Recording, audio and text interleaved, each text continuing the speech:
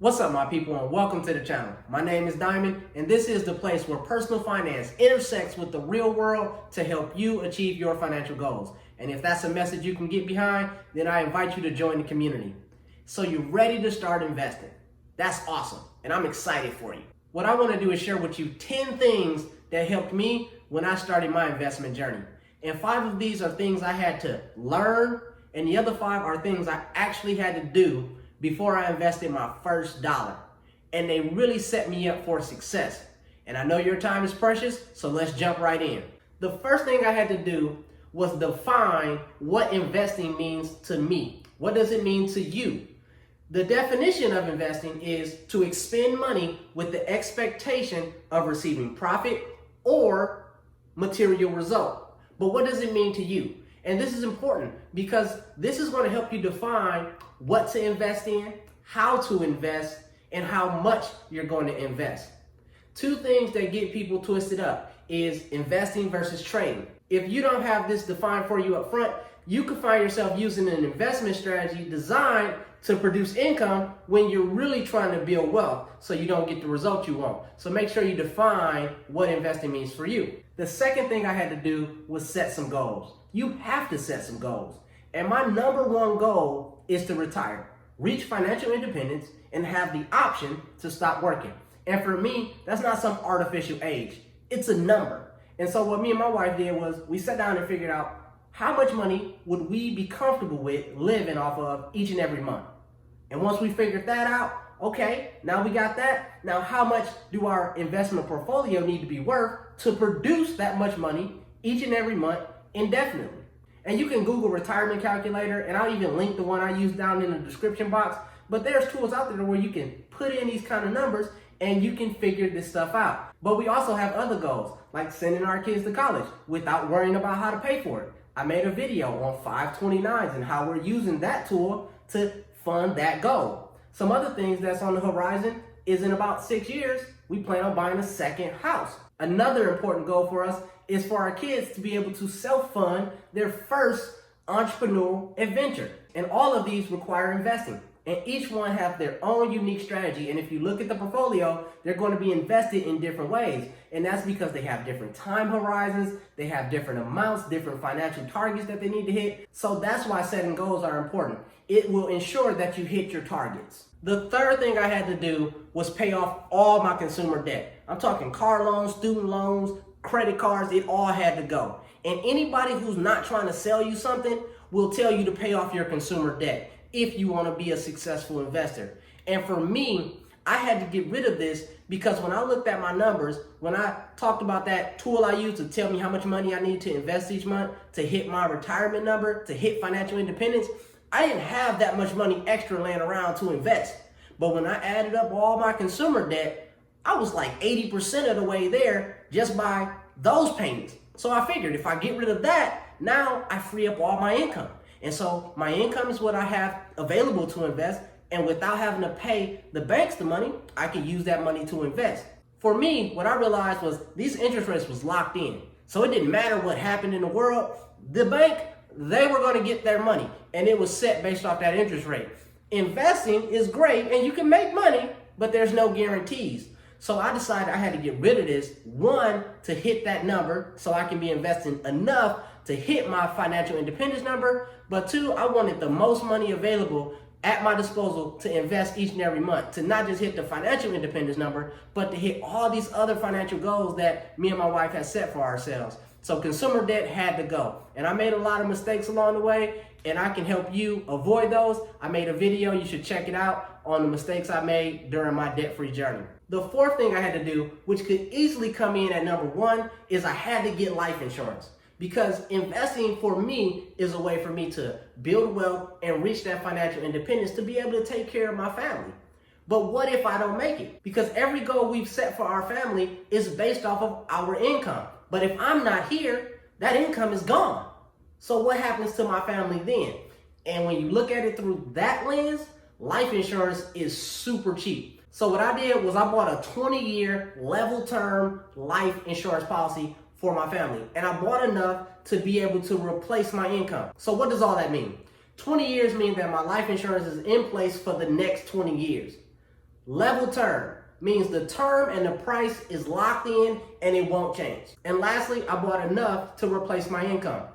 What that means is when that check come rolling in, my wife, she's not gonna go out and buy a big old expensive house and a fancy new car. Absolutely not. That money will be invested and then she'll be able to live off the income. The income that the life insurance creates is enough to replace my income, because every financial goal that we've set is based off of our income. So as long as that income is still rolling in, the plan don't change. Financially, my family is straight, and it gives me 20 years to reach my target, which is more than enough time as long as I stay focused and don't listen to broke people. The fifth thing I had to do was save up an emergency fund. And this was important because investing, that's exciting, especially when you're making money. You put money over here, it's growing, but an emergency fund, that's kind of boring. But it was important for us because I've been through emergencies. And there is nothing good about the word emergency. It sounds like unexpected, expensive, terrible timing, and I didn't want to have to cash out my investments to handle something that just popped up in my life. So we saved up 6 months of our expenses, and the general recommendation is between 3 and 6 months of your living expenses. But you choose whatever you're comfortable with. And if you don't have an emergency fund, I made a video on how to build the ultimate emergency fund and why it's so important. So you should definitely check that video out if you don't have an emergency fund. And now is a perfect time for me to say, if you're getting value, click the like button, let me know, let YouTube know, and share this video with a friend. Now, these are the 5 things that I had to get done before I started investing. Now, up next, the next 5 things is things I had to learn. And these are just as important, if not more important, because this is going to have a direct impact on how your portfolio grows and how you develop your investment strategy. Number 6, develop your investment strategy, which can only be done if you spend some time learning. And no, don't worry, this is not where I pitch you my investment course. I don't have a course to sell you, but this is important. This right here, your investment strategy, this is going to lay the foundation for your entire investment portfolio. And Gary Vee recently said in an interview that you should spend at least 100 hours studying, researching, whatever it is that you're investing. So I don't care if you're investing in equities, commodities, bonds, crypto, NFTs, it doesn't matter. Whatever your poison is, you want to spend some time learning. And you have to be careful with this because there's a lot of sharks out there in the investment world. And investing is massive, but it really is simple once you learn a few principles. But you want to be careful because these sharks, they will take your money, eat you up, spit you out, and won't even remember your name.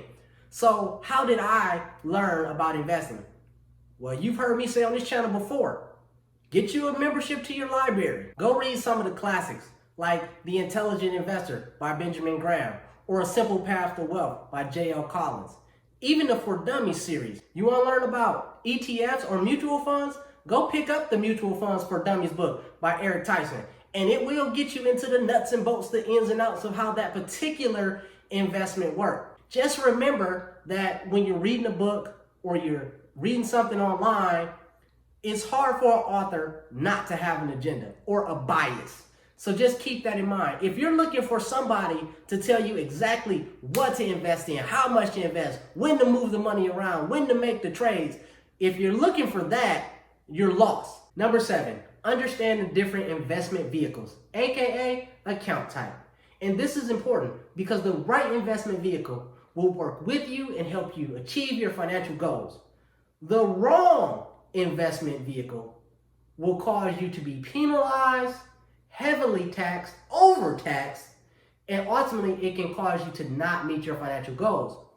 Or even worse, some people confuse investing with the investment vehicle, meaning they open an account, put some money in there, but never choose the investments. And if you wake up 10 years later, you do not want to be the person who thought they had their money invested for all those years, only to realize they've missed out on a decade of growth. So you want to know the difference between these investment vehicles. You want to know the difference between a 401k, 403b, 457, 529, UTMA, what's Roth, what's traditional. You want to understand this. Can I just open a general brokerage account and meet all my goals? You want to understand these vehicles. And if all that sounds like a bunch of gibberish, don't worry, just subscribe to the channel because I'm gonna break down all these accounts and more right here on this channel. And I've already made a video about brokerage accounts, so you can check that out in the meantime. Number 8, understand diversification. Now this is something any successful investor have to understand. But as a new investor, it is crucial that you grasp this concept. Because as a new investor, it's easy for you to look out there and see what's doing great and just say, I'm putting all my money on that because that thing is going to the moon and I'm going to be waving down at everybody else after I make all this money. But what if it don't make any money? What if it crash and burn? What if it goes up really high and then fall lower than it's ever been? That is where diversification comes into play. Diversification simply means spread it around. Have more than one type of thing. So if you're investing in equities, you want to invest in the stock market, don't put all your money in tech stocks because tech stocks are dominating. There's 10 other sectors in the stock market.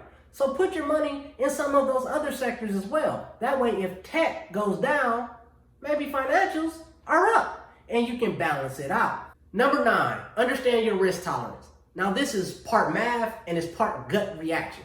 And what I mean by that is your gut reaction. How would you feel if you woke up and your portfolio was down 50%? Could you handle that? Or are you going to cash out your money and run off into some other investment? Now, I'm not even going to ask how you're going to feel if you wake up and your investment portfolio is up 50%. Of course, we all want that, right? This is what I'm talking about when I'm talking risk tolerance. It's what is your risk tolerance. The other part to risk tolerance is math.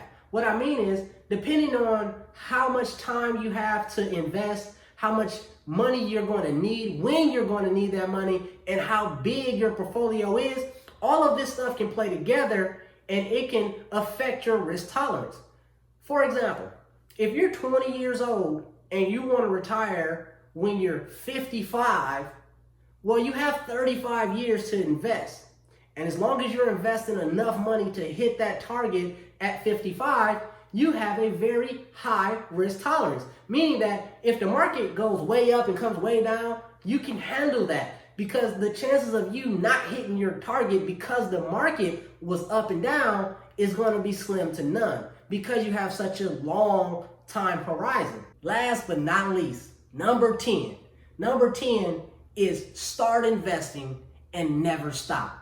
And if you've been following the information in this video and the tips that I've provided, these are the things that I've learned, these are the things that I've done, and it's all to get you right here. Number 10, investing. Start, never stop. Use your investment vehicles to build you up and reach those financial goals. That is what my investments is doing for me. And it really is a crawl, walk, run type analogy. Because when I first started investing and I put my first money in an account and then I did the same thing again, that money doubled the second month because of what I was doing. 2 months later, I had doubled it again. And that trend kept going. And that was me crawling. I became debt free in 2019. And that's when I started investing heavily each and every month. And it's been over 2 years now. And I'm telling you, that crawl has turned into a walk. Those accounts have started growing, not just because of what I'm putting in, but now the interest is earning interest and it's all compiling with what I put in and it's just growing faster than I could imagine. And I've been tracking my net worth. I've made videos on how to track your net worth and the progress I've seen has been off the charts and it's all because I started. You have to start somewhere. You have to start someday. So why not start right now? If you've made it this far, then thank you for rocking with me. Check out the description box. I'm gonna leave links to the videos and the tools that I mentioned in this video. And drop me a comment and let me know where you're at in your journey. And until next time, check out this video right here. I think you'll really enjoy it. My name is Diamond. Peace.